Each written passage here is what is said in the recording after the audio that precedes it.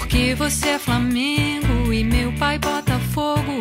O que significa impávido colosso? Porque os ossos doem enquanto a gente dorme. Porque os dentes caem por onde os filhos saem.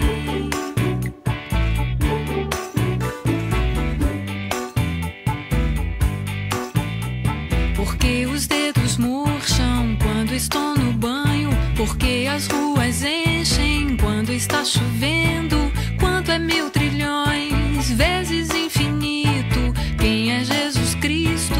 Onde estão meus primos?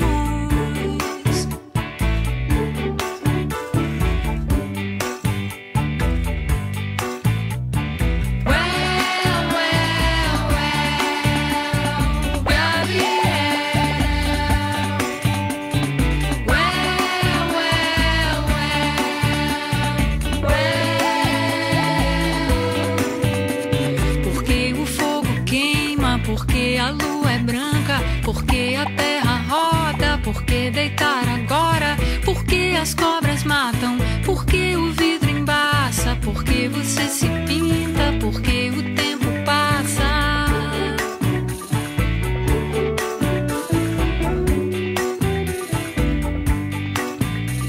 Por que a gente espirra, porque as unhas crescem, porque o sangue corre, porque a gente morre. Do que é feita a nuvem, do que é feita a neve, como é que se escreve?